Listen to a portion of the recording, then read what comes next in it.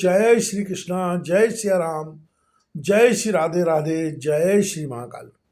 इस प्रवचन में आपको श्रवण कराएंगे ग्राह्य के द्वारा गजेंद्र का पकड़ा जाना। श्री सुखदेव जी ने कहा, परीक्षित, क्षीर सागर में त्रिकूट नाम का एक प्रसिद्ध सुंदर एवं श्रेष्ठ पर्वत था। वह 10,000 योजन ऊंचा था। उसकी लंबाई चौड़ाई भी चारों ओर इतनी ही थी। उसके चांदी, लोहे और सोने के 3 शिखरों की छटा से समुद्र, दिशाएं और आकाश जगमगाते रहते थे।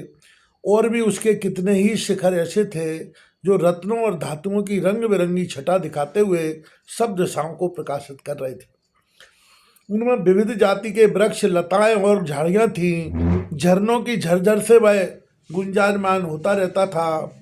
सब ओर से समुद्र की लहरें आकर उस पर्वत के निचले भाग से टकराती। उस समय ऐसा जान पड़ता मानो वे पर्वत राज के पांव पखार रही हूँ। उस पर्वत के हरे पन्ने के पत्थरों से वहाँ की भूमि ऐसी सांवली हो गई थी जैसे उस पर हरी दूब लग रही हो।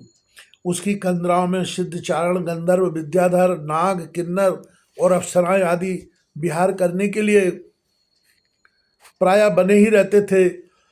जब उसके संगीत की ध्वनि चट्टानों से टकराकर गुफाओं में प्रतिध्वनित होने लगती थी, तब बड़े बड़े गर्वीले सिंह उसे दूसरे सिंह की ध्वनि समझकर सह न पाते और अपनी गर्जना से उसे दबा देने के लिए और जोर से गरजने लगते थे। उस पर्वत की तलहटी तरह तरह के जंगली जानवरों के झुंडों से सुशोभित रहती थी।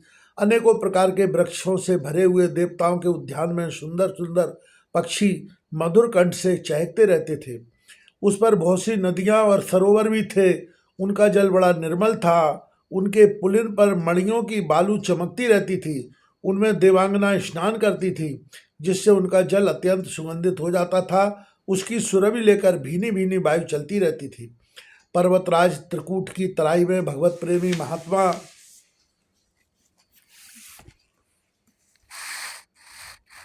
भगवान वरुण का एक उद्यान था। उसका नाम था ऋतुमान। उसमें देवांगनाएं क्रीड़ा करती रहती थीं। उसमें सब और ऐसे दिव्य वृक्ष शोभायमान थे जो फलों और फूलों से सर्वदा लदे ही रहते थे। उस उद्यान में मंदार, पारिजात, गुलाब, अशोक, चंपा, तरह तरह के आम, प्याल, कटहल, आमड़ा, सुपारी, नारियल, खजूर, बिजौरा, महुआ, साखू, ताड़, तमाल, असन, अर्जुन, रीठा, गूलर, पाकर, बरगद, पलाश, चंदन, नीम, कचनार, साल, देवदारू, दाख, ईख, केला, जामुन, बेर, रुद्राक्ष, हरे आंवला, बेल, कैथ, नींबू और भिलावे आदि के वृक्ष लहराते रहते थे। उस उद्यान में एक बड़ा भारी सरोवर था।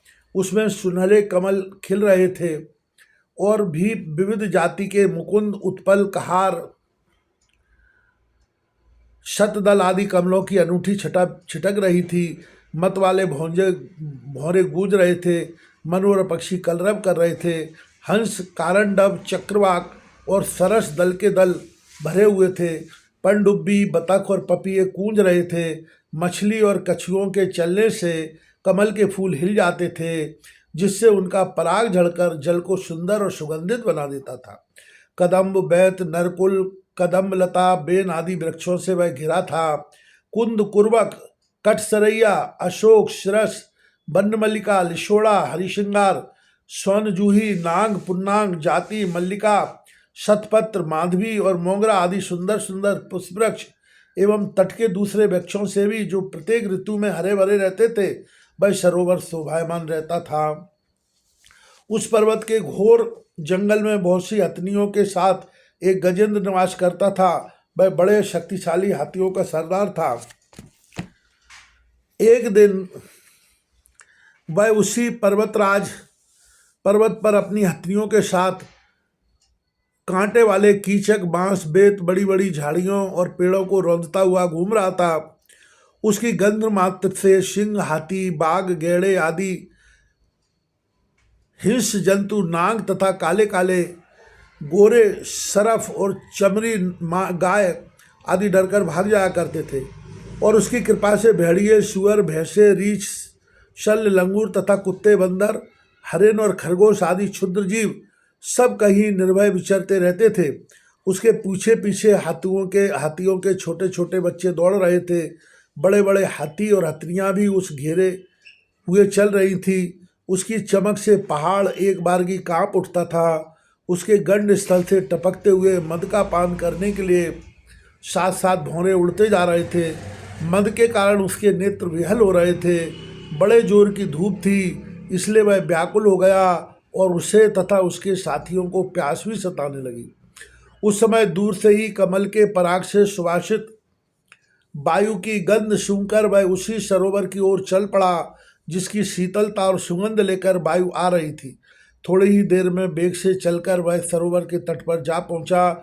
उस सरोवर का जल अत्यंत निर्मल एवं अमृत के समान मधुर था। सुनहरे और अरुण कमलों की केसर से वह महक रहा था। गजेंद्र ने पहले तो उसमें घुसकर अपनी सूंड से उठा उठाकर जी भरकर जल पिया, फिर उस जल में स्नान करके अपनी थकान मिटाई। गजेंद्र ग्रस्त पुरुषों की भांति मोहग्रस्त होकर अपनी सूंड से जल की फुहारें छोड़ छोड़कर साथ की हथनियों और बच्चों को नहलाने लगा तथा उनके मुंह में सूंड डालकर जल पिलाने लगा। भगवान की माया से मोहित हुआ गजेंद्र उन्मत्त हो रहा था। उस बेचारे को इस बात का पता ही न था कि मेरे सिर पर बहुत बड़ी विपत्ति मंडरा रही है। परीक्षित, गजेंद्र जिस समय इतना उन्मत्त हो रहा था उसी समय प्रारब्ध की प्रेरणा से एक बलवान ग्राह ने क्रोध में भरकर उसका पैर पकड़ लिया। इस प्रकार अकस्मात विपत्ति में पड़कर उस बलवान गजेंद्र ने अपनी शक्ति के अनुसार अपने को छुड़ाने की बड़ी चेष्टा की, परंतु छुड़ा न सका। दूसरे हाथी हथनियों और उनके बच्चों ने देखा कि उनके स्वामी को बलवान ग्राह बड़े वेग से खींच रहा है और वे बहुत घबरा रहे हैं। उन्हें बड़ा दुख हुआ। वे बड़ी विकलता से चिघाड़ने लगे। बहुतों ने उसे सहायता पहुंचाकर जल से बाहर निकाल लेना चाहा, परंतु इसमें भी वे असमर्थ हो रहे। गजेंद्र और गाय अपनी अपनी पूरी शक्ति लगाकर भिड़े हुए थे। कभी गजेंद्र गाय को बाहर खींच लाता तो कभी ग्राह गजेंद्र को भीतर खींच ले जाता। परीक्षित, इस प्रकार उनको लड़ते लड़ते 1000 वर्ष बीत गए और दोनों ही जीते रहे। यह घटना देखकर देवता भी आश्चर्यचकित हो गए।